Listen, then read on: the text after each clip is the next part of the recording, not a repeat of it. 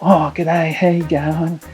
I'm after some memory, like 32 gigs and 2 terabytes of storage and a big graphics card because I need an upgrade to my computer to play some of the big games. Yeah, mate, I got you covered. Got everything in stock, so just wait there and I'll go get it. Oh, okay. Alright, buddy, here we go. 32 gigs of DDR5, 6000 megahertz RAM, 2 terabytes of NVMe SSD storage, and the beautiful NVIDIA 5080 16 gig graphics card. All yours for the grand total of your car. Hand over the keys. What? I can't afford that. I need my car. Well, we do accept kidneys as well, so your option. What? No, I'm not giving you my kidney. Well, mate, this is how much they cost, so either do that or there is one other option, the lucky dip. What's the lucky dip? So you get a box and it might contain what you want and it might not, but that's your option, mate, and that's $1,000. $1,000 for I might not know what to get.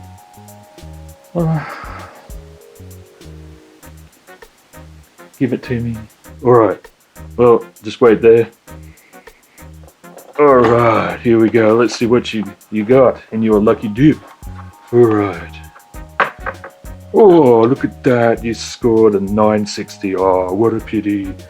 Could have been much better, but oh well. That's what you get. Oh, what a pity. Only a 480 gig SATA SSD. Oh dear. Oh.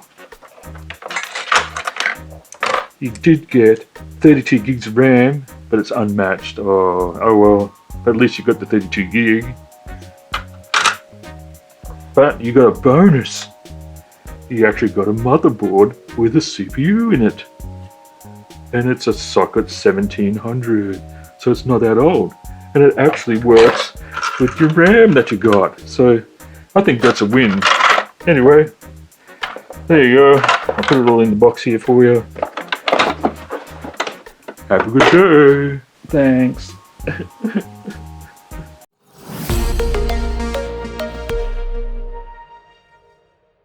G'day everyone, how you going? Hope you're doing great today. As you can see, another job here. So this is one that's come in, and this one's pretty typical sort of thing I get through here. Basically, in Australia, kids are on school holidays right now, and they want to play games, funny enough. And the parents have bought this computer for their child, and it's a second-hand one that they got from somewhere, and yeah, it's playing up. It turns on and everything, but when they go into Windows, it comes up with it can't boot, there's a problem, and it keeps looping through that. So my initial thought was it's probably a Windows issue, but then when I started investigating a bit more, I found some problems. So, oh, here we go again. Yeah, after investigating, I found they were booting off this drive, which is just a SATA 2.5-inch Kingston, and it's only a 240 gig, and the drive was completely full. And then I also discovered there's a 2 terabyte mechanical Seagate hard drive in there, and I went, what's on this thing? So I took it out, plugged it in, and this comes up with I/O errors. So basically it's faulty, it's not working at all, and couldn't read anything off it. And then there was a 1 terabyte hard drive in there. This one does work, but it had a little bit of corruption, but I just told Windows to repair that, and then when I read it, it's got data on it that's not from this customer. So this is the previous owner's data. Basically, lesson number 1, if you're going to sell your computer, don't leave your data on it. You're just asking for trouble because someone, when they buy your computer, you're giving them your information. It's not very wise. Don't do that. Use your head. Make sure you actually reset the data and get rid of it. Because it was partially corrupted, and they weren't using it, so it was just sitting in those 2 drives were just sitting in there with this computer. And when you have slow and faulty drives in your computer, basically it causes the computer to run poorly. So if you know they're faulty, don't leave them hooked up. Take them out and throw them away. Make sure you wipe them. If you can't wipe them, smash them and then put them in the bin. And Hulk. Smash. Or take it to a recycling, whatever. So yeah, that's lesson 1. Lesson 2, if you're going to put Windows on a drive, make sure there's enough room on it so that you can do updates. I'm pretty sure that's what caused their problem, and now Windows is stuffed. I tried to go in and I could have fixed it, but the customer couldn't remember what password they used on the machine, so that I couldn't run any recovery options because they didn't know what the password was. So lesson number 2, make sure there's enough room and make sure you know what your password is. You'd be surprised how many jobs I get where it's basically they don't remember their password, and that's the whole problem. Write it down if you need to, or just make sure you can remember your password.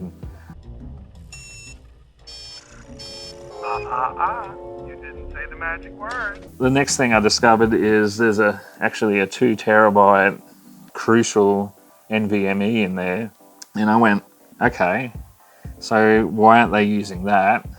But I took that out, plugged it in my bench, had a look, and it has data on it, but it's all just the game data. So I'm guessing they were running Windows off this and then just putting their game data on the NVMe, which is just the wrong way to go about it. It should have been just run off the NVMe and just ditch the rest. But I guess if you don't know enough about computers, it's hard to know that. I rang up the mother about it, and they said, yeah, they bought that 2 terabyte after they got the computer because he needed more room. So basically what we've come down to now, after talking with them about it, is I said I can't get in to fix the Windows. They said it's just got games on it, they don't care about the data. So they just want to now wipe the 2 terabyte NVMe, load Windows fresh on it, and they'll put all the games back on. And they just want me to set it all up with Windows, give it a good clean, because there's all dust in here. This case design is terrible. There's little slits down the sides here, but so that fans are pulling the air in, but it's really restrictive. So glass panels on the front with 3 fans is pretty stupid. I don't even know what case this is. Yeah, that's not a very good design at all. It looks like they got some Corsair Vengeance RAM. I'm pretty sure it's DDR4. And the other thing I've spotted is this liquid cooler. It's a 120mm fan, single radiator, but you'll notice that the pipes are coming off the bottom. That's a big no-no. You need the pipes to be above your pump head so that if any air bubbles form, it sits up the top of the actual radiator, not in the head where you need the cooling. And it's already happened when I've laid it down and put it back up. It gets all cavitation noises and whatnot, which is not good for the pump. So yeah, we're going to spin that around and fix that up.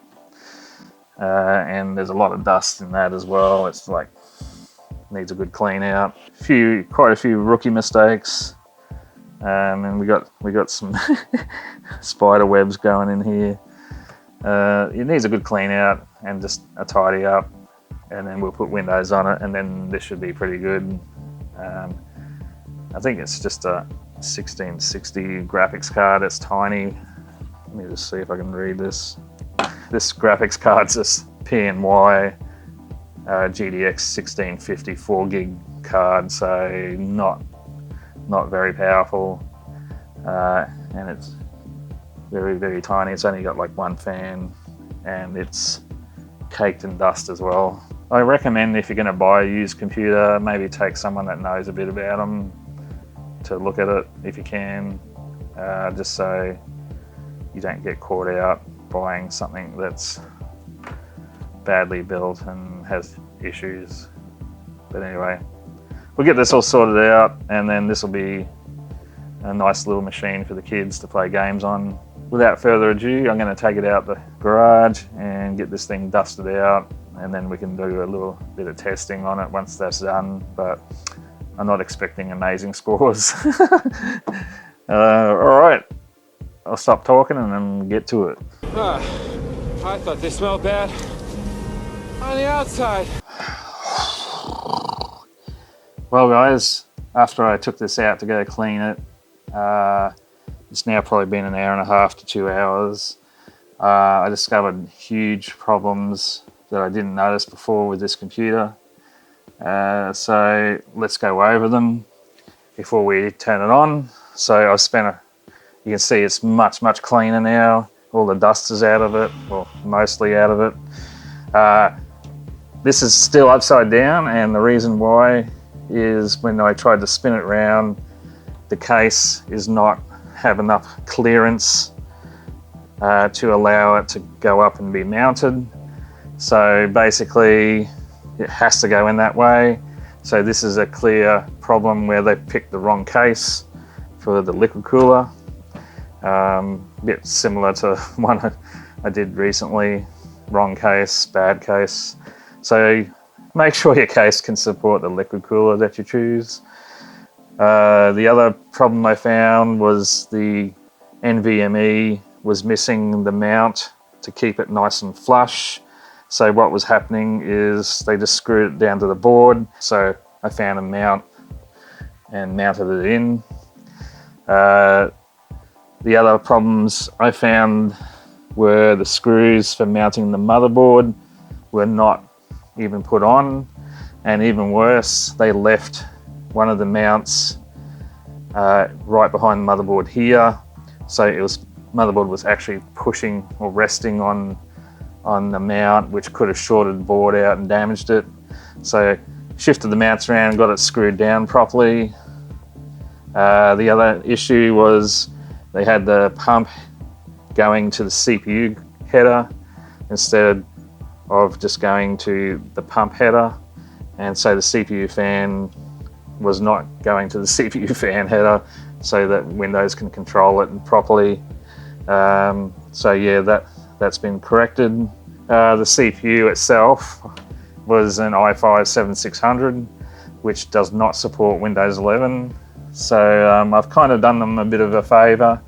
I bought a i5-9500T for a previous video with an all-in-one, hoping to try and get it working again, and it ended up not working.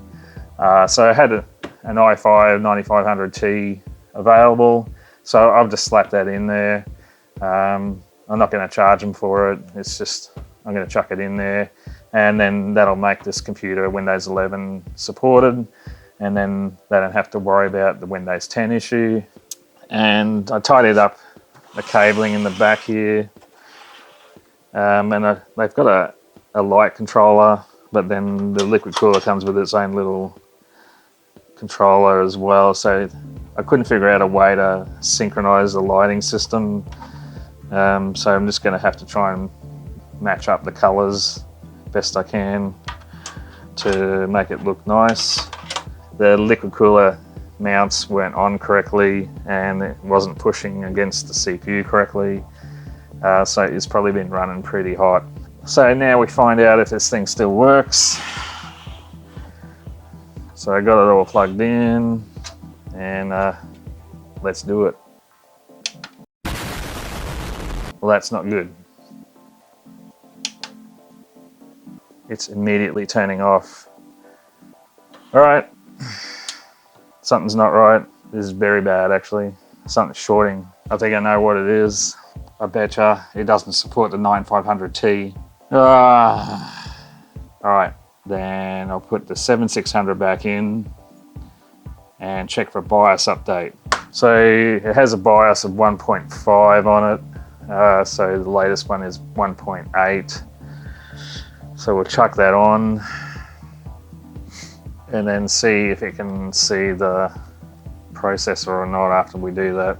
I might try with the i5 8500T first, because it's going to be the closer compatible CPU, but it's possible that it can't use a T version CPU, and then which means we're back to square one in terms of Windows 11, which will kind of suck.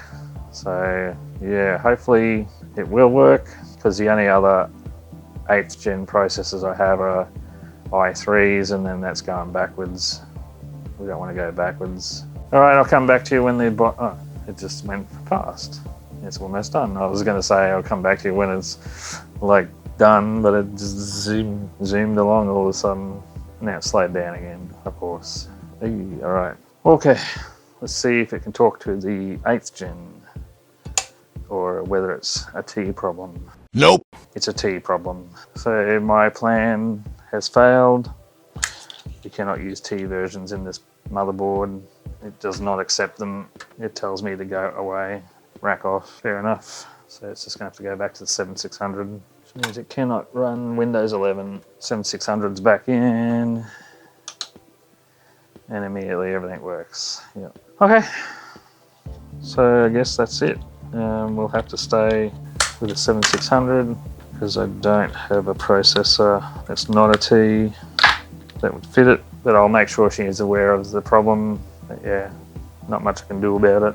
All right, I will now clamp down the CPU properly, and then we'll start installing Windows and getting this thing finished and tidied up, because I got tons of other jobs I got to get done yet, and yeah, time is running out. So I'll see you in a little while, and yeah, I'll have to change this fan at the top here as well, because it's not working. See you soon. But wait, there's more. All right, everyone. Some good news. Rummaged through my old CPUs I have in stock, and I discovered I have an i3 9100F. Then I looked it up online to compare performance, and it actually outperforms the i5 7600 and by about 12%. And it's a normal processor, so technically it should work in this computer. So I've done that, I've put that in. It'll make it 9th gen then, which means we can put 11 on this computer. So now I put it all back in. Let's just check that it works.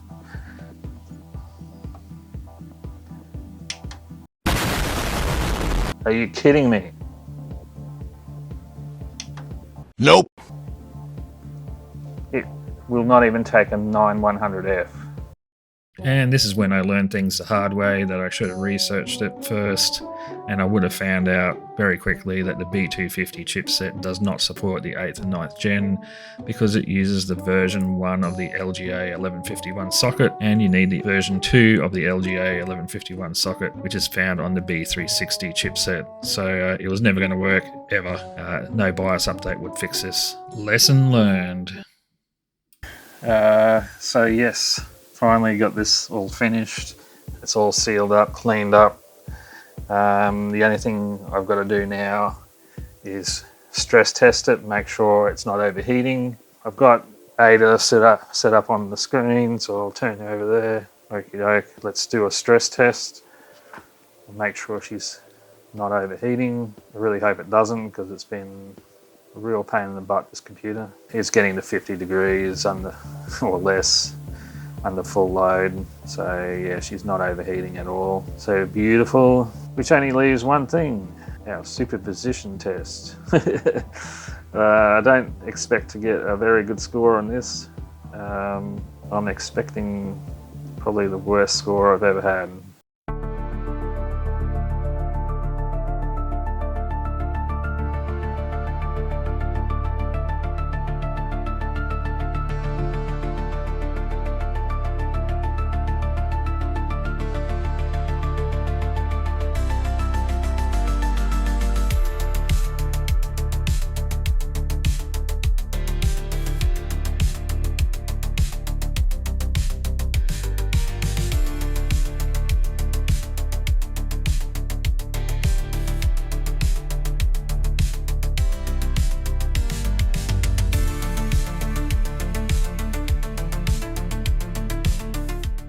$1,870. There you go. 1,870. I gotta look up what 1080 got last time. Hang on. So yeah, a 1080 gets a 4,097 on this score. So this is like less than half of what the 1080 can do.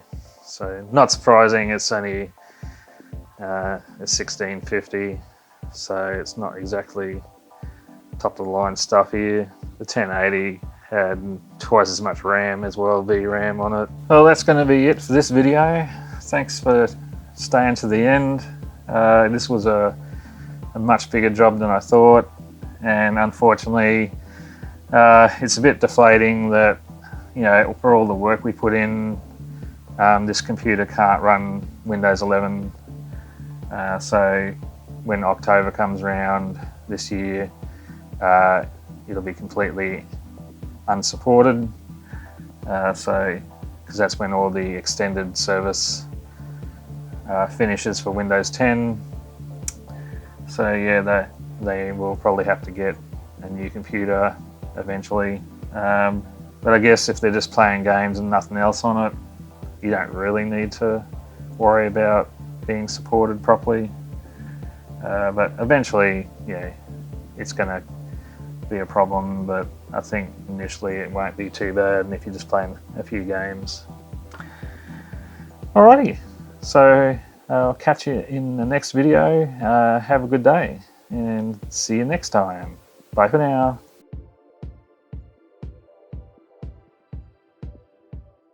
That's it, man. Game over, man. It's game over.